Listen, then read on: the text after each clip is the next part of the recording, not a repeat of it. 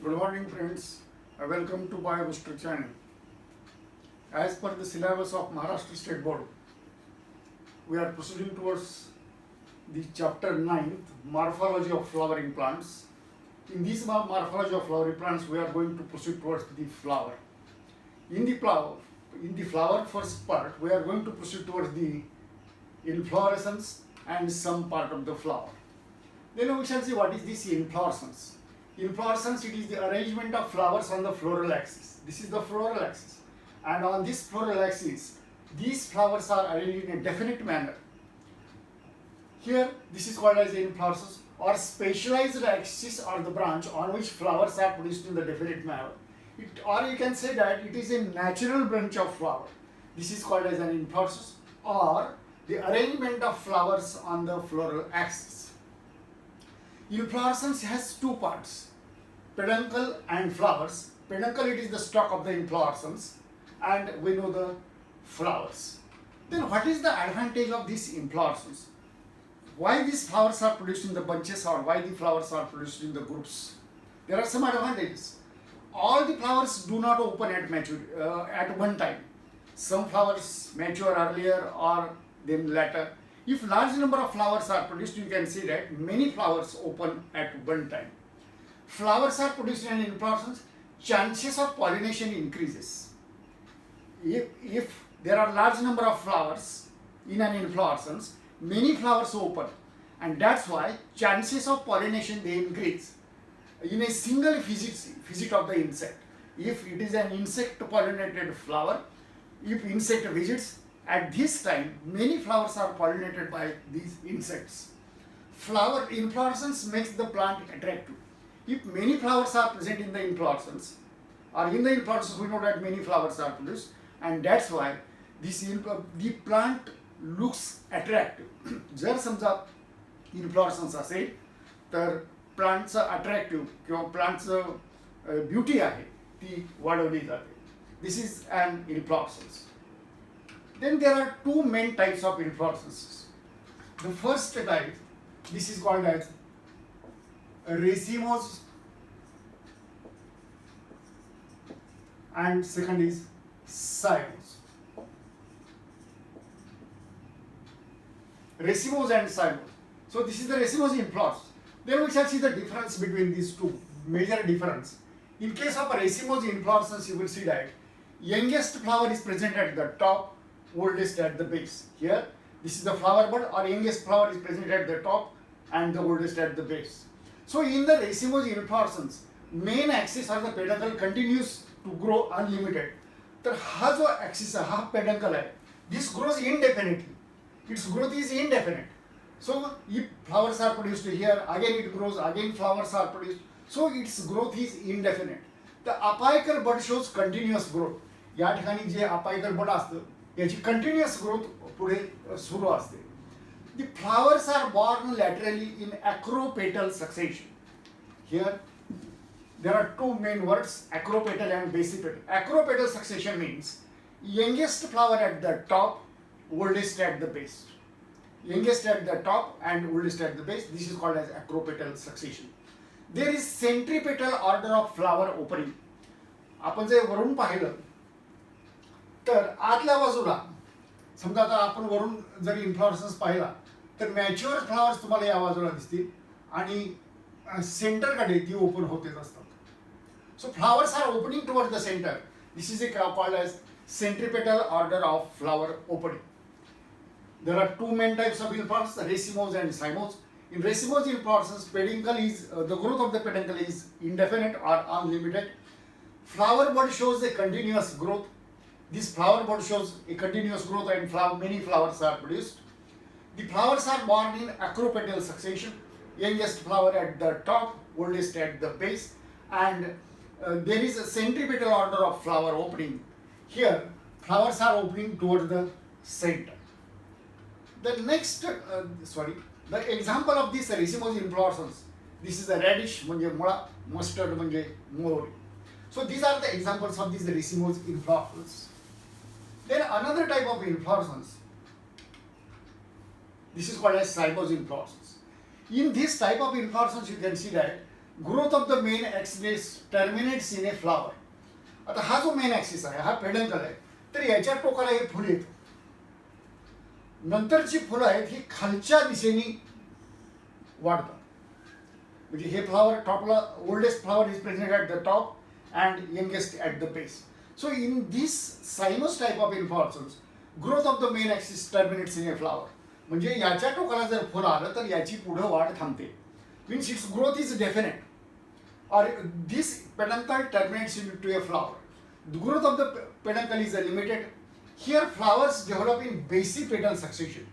म्हणजे फुलांची वाढ खालच्या दिशेने असते. म्हणजे youngest flower at the base, oldest at the top.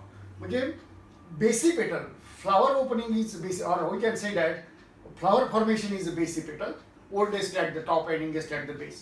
Flower opening is centrifugal.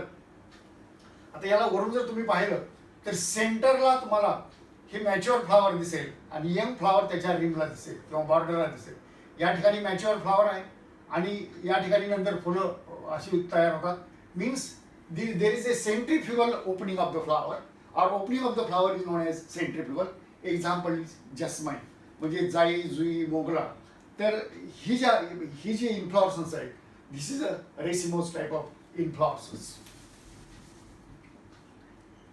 Means इन्फ्लॉरसन्सचे दोन प्रकार आहेत, रेसिमोज आणि सायमोज. रेसिमोजमध्ये यंगेस्ट ॲट द टॉप, सायमोजमध्ये oldest at the top. In case of racemose inflorescence, flowers are produced in the upward direction. In the cymose inflorescence, flowers are produced in the downward direction. Now we are going to proceed towards the main point, that is flower. Flower, it is a modified and condensed shoot. This is a modified shoot meant for reproduction. Here, or this is called as a reproductive unit. In this case, we can see that there are different parts.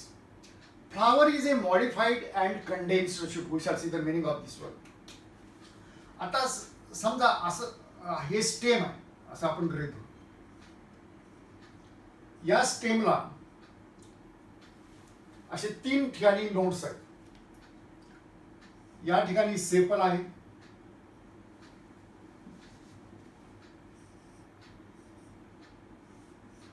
या ठिकाणी पेटल आहे,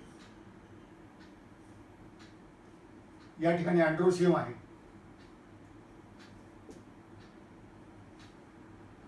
आणि या ठिकाणी gynoecium आहे. Here this is a sepal, पेटल, अँड्रोसियम आणि गायनोसियम. या ठिकाणी एक नोड आहे, इथे एक नोड आहे, इथे एक नोड आहे. तर 4 नोडला वेगवेगळे पार्ट्स तयार होतात.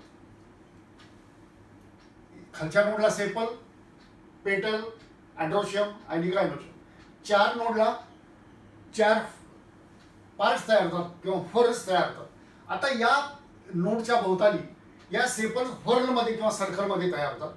या ठिकाणी पेटल सर्कलमध्ये तयार होतात, या ठिकाणी अँड्रोसियम सर्कलमध्ये तयार होतात आणि वरती ओव्हरी आहे. समजा आपण हे सप्रेस केलं किंवा कॉम्प्रेस केलं तर तुम्हाला अशा प्रकारचं स्ट्रक्चर दिसेल. म्हणजे कॅलिक्स, करोला, अँड्रोसियम, गायनोसियम हे सगळे जवळजवळ येतील. त्याला म्हणायचं condensed. So it is A highly modified and condensed shoot. Actually हे शूट आहे. तर याच्यामध्ये 4 नोड्स आहेत आणि 3 इंटरनोड्स आहेत, 1, 2 आणि 3.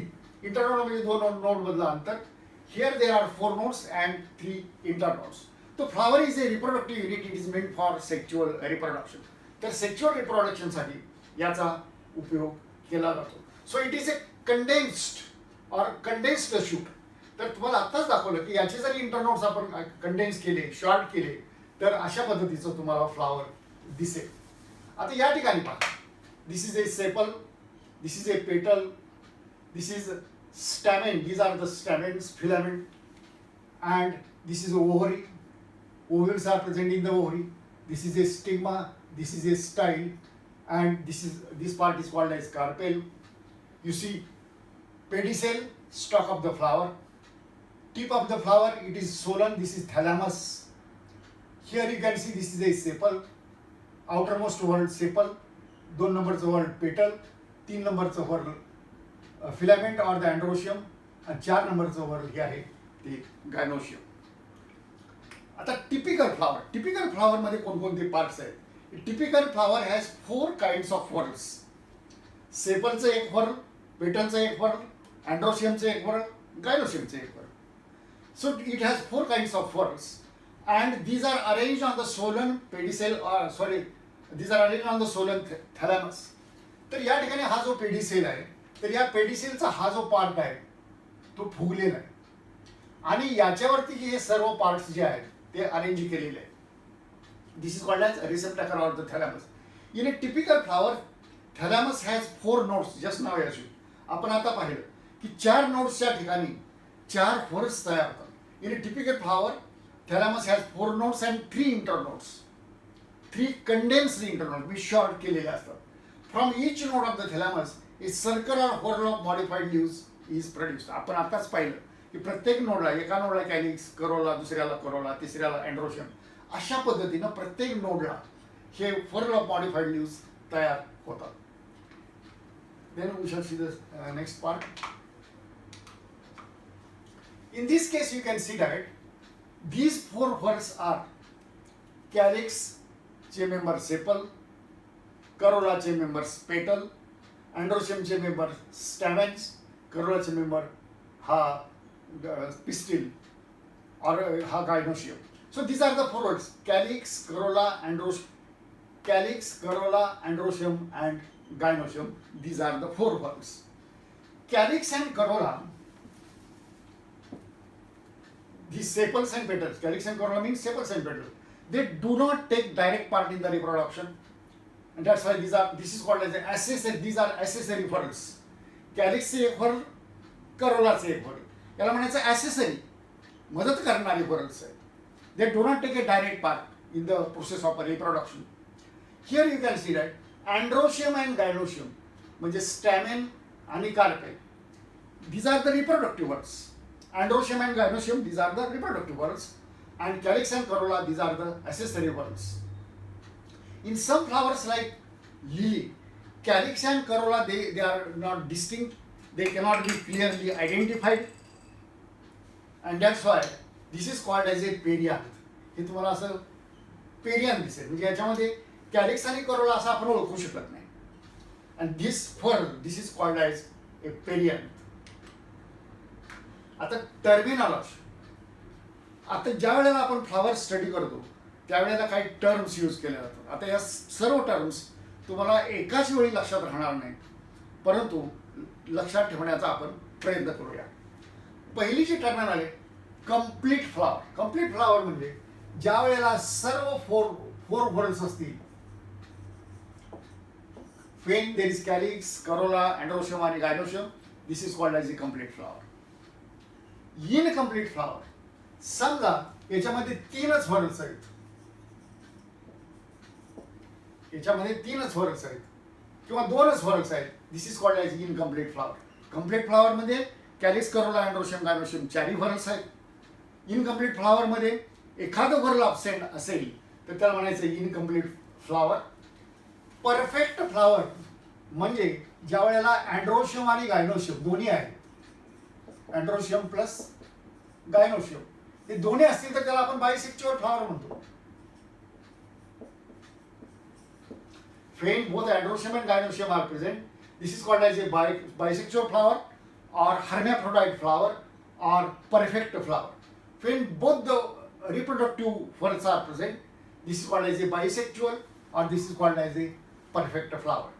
Imperfect flower म्हणजे याच्यामध्ये फक्त अँड्रोशियम असेल किंवा और इफ देर इज गायनोशियम तर त्याला म्हणायचं इम्परफेक्ट. म्हणजे हे कसं झालं युनिसेक्च्युअल. समजा अँड्रोशियम असेल ते युनिसेक्च्युअल आहे, फक्त गायनोशियम असेल this is also unisexual. The flower has stamen only, stamen और carpel only, it is called as unisexual flower. जर समजा अँड्रोशियम आणि गायनोशियम दोन्हीपैकी एकच असेल दिस इज युनिसेक्च्युअल और इम्परफेक्ट फ्लॉवर. आता न्यूट्रल फ्लॉवर म्हणजे दोन्हीमध्ये अँड्रोशियम पण नाही आणि गायनोशियम पण नाही, both are absent. This is called as a neutral flower. Such a neutral flowers are also present in some plants. Then we shall see actinomorphic flower. This actinomorphic flower, it has a radial symmetry. आता समजा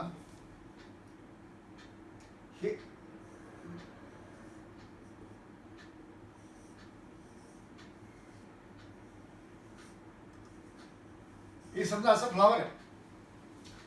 if flower is cut in any plane passing through the center, हा center आहे, या centre मधून हे कसंही cut केलं तर याचे दोन समान भाग होतात. This is called as actinomorphic flower और this is also called as a regular flower. आता झायगोमॉर्फिक फ्लावर म्हणजे काय, तर झायगो, आता प्रॅक्टिकल गोष्ट याच्यामध्ये लक्षात ठेवायची की ज्या फळांचे सर्व भाग सारख्या आकाराचे असतील, प्रॅक्टिकल डेफिनेशन थिअरीमध्ये नाही, सारख्या आकाराचे असतील तर त्याला म्हणायचं ॲक्टिनोमॉर्फिक फ्लावर किंवा रेग्युलर फ्लावर. तर zygomorphic flower, this zygomorphic flower has bilateral symmetry. आता याचं मिनिंग घेऊया आपण. याचं मिनिंग काय आपण बघूया.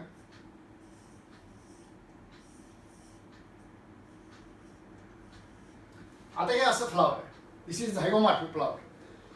आता हे हा सेंटर आहे, आपण असं कट केलं तर दोन समान भाग होत नाहीत. फक्त आपण असं कट केलं तरच दोन समान भाग होतात. फक्त एकाच प्लेन मधून जर कट केलं तर दोन समान भाग होतात. and this is called as zygomorphic. This has a bilateral symmetry. When flower can be divided into two similar parts only in one particular plane. म्हणजे याच लाईन मध्ये जर कट केलं तर दोन समान भाग होतात, असं कट केलं तर दोन समान भाग होऊ शकत नाही. This is called as zygomorphic flower. There are some flowers which are having or which are asymmetric. आता asymmetric म्हणजे this is called as irregular flower. This cannot be divided into similar halves by any of the plane. म्हणजे याचे जे सर्व parts आहेत हे सगळे वेगवेगळ्या आकाराचे आहेत. मग हे कसंही कट केलं तर याचे दोन समान भाग होऊ शकत नाही. This is called as asymmetric flower. आता trimerous flower on the basis of number of floral parts, flowers are of different types. आता ट्रायमेरस म्हणजे काय, ज्याच्यामध्ये if all the parts are present in the multiple of 3, floral parts in the multiple of 3, म्हणजे 3 sepals, 3 petals, 3 stamens etcetera, these are called as trimerous flowers. Tetramerous flowers, all the floral parts are present in the multiple of 4, 4 sepals, 4 petals, 4 stamens, etc. Pentamerous flowers means if floral parts are present in the multiple of 5, these are pentamerous flower. If bracteate flower, if suppose you can see here there is a flower.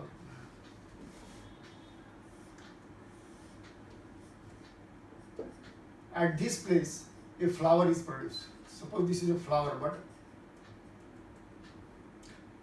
if this has a bract, तर या फ्लावरला बेसला एक छोटासा पानासारखा भाग असतो. This is called as a bract. If bract is present और bract is a reduced relief, याला म्हणतात reduced relief. If it is present at the base of the flower, जर समजा ब्रॅक्ट असेल तर त्याला म्हणायचं ब्रॅक्टिएट फ्लावर. ब्रॅक्ट नसेल, this is called as ebracteate flower, means without bract. Then monoecious plant. Monoecious plant म्हणजे एका प्लांटवरती बायसेक्च्युअल फ्लावर्स आहेत. Here both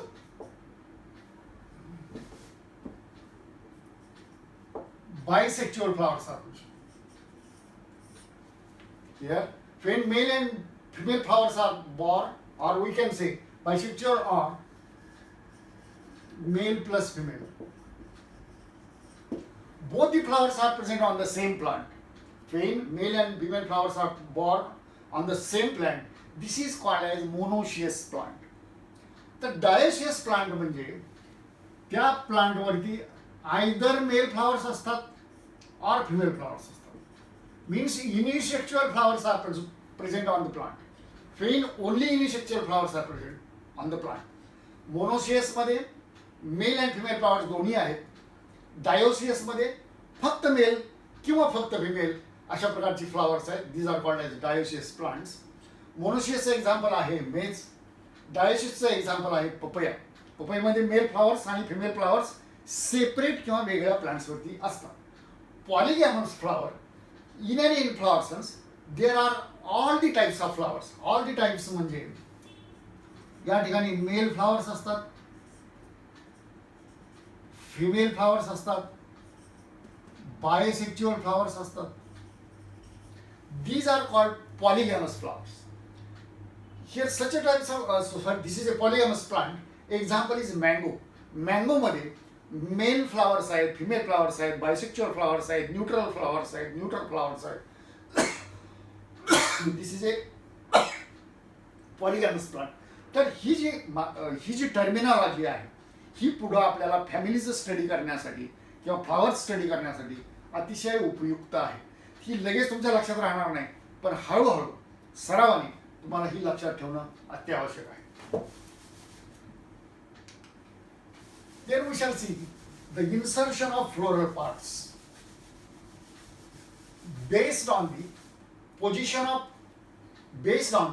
of calyx, corolla and androecium with respect to the ovary. Calyx, corolla and androecium in relation to the ovary काय आहे? This is called as insertion of floral parts based on the position of calyx, corolla and androecium with respect to the ovary on the thalamus. हा जो दिसतो तो थॅलॅमस आहे. तर थॅलॅमस मध्ये वरती याचं जे इन्सर्शन आहे कशा पद्धतीचं आहे त्याच्यावरून त्याचे वेगवेगळे टाइप्स आहेत.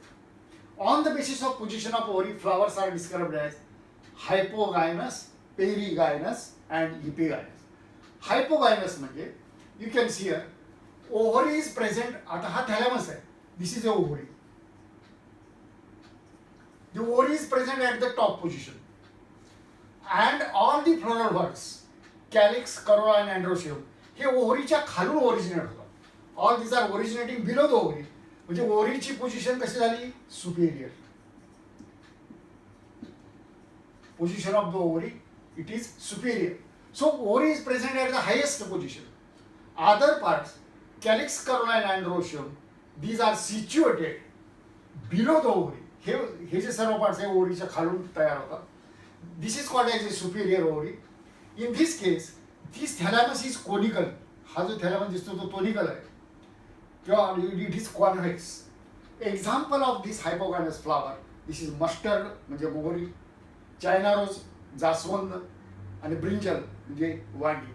तर या प्रकारामध्ये किंवा या प्लांट्समध्ये हायपोगायनस फ्लॉवर आढळेल. हायपोगायनस फ्लॉवर नेहमी लक्षात ठेवा ओव्हरी सुपिरियर असते. The next type of flower, this is called as perigynous. If gynoecium is situated in the center, you can see this is a gynoecium. म्हणजे ओव्हरी ही जी आहे ओव्हरी स्टाईल स्टेगमा ही especially ovary, this is situated in the center and other parts of the flower are located on the rim of the thalamus. हा thalamus आहे. आता मगाशी आपण पाहिला तो असा कोनिकल होता, या ठिकाणी असा वरती वाढतो, साईडने वाढतो. तर हा जो दिसतो तो थॅलॅमस आहे. तर या थॅलॅमस पासून रिम तयार होते, अशी रिम तयार होते आणि या रिमच्या वरती तुम्हाला कॅलिक्स, करोला आणि अँड्रोशियम तयार झालेले दिसते. In this case ovary and other parts these are present at the same level. Here these are present almost at the same level. This is called as perigynous flower. In this case you can see here you can see clearly this is a ovary, calyx, corolla and androecium. These are mainly present at the same level. Ovary is said to be half inferior. मगाशी आपण पाहिलं ओव्हरीची position Superior होती. आता या ठिकाणी ओव्हरीची position ही half inferior आहे, कारण हे सर्व पार्ट्स एका लेवलला तयार होतात. Thalamus forms a cup shaped structure. आता हा जो थॅलॅमस आहे हे कपासारखं स्ट्रक्चर तयार होतं किंवा बशीसारखं स्ट्रक्चर तुम्हाला तयार झालेलं दिसेल. Example is plume, rose and peach. परत एकदा पहा, पेरिगायनस फ्लॉवरमध्ये हा जो थॅलॅमस आहे त्याचं असं बशीसारखं किंवा कपासारखं स्ट्रक्चर तयार होतं आणि या ठिकाणी त्याच्या रिमला कॅलिक्स, करोला आणि अँड्रोशियम तयार झालेले दिसतील. हे सर्व parts ovary, calyx, corolla, androecium सर्वसाधारणपणे एका लेवलला येतात, ज्याला म्हणायचं पेरिगायनस flower. Example is plume, rose and peach. आता epigynous flower. In the epigynous flower, margin of the thalamus grows. आता हे वरती आलं हे आणखी वाढून एकमेकाला असं मिळतं. ही जी रिम आहे थॅलॅमसची ही अशी वरती वाढते आणि पुढं एकमेकाला जोडली जाते. In epigynous flower margin of the thalamus grows upward. आता ही थॅलॅमसची मार्जिन वरती वाढली.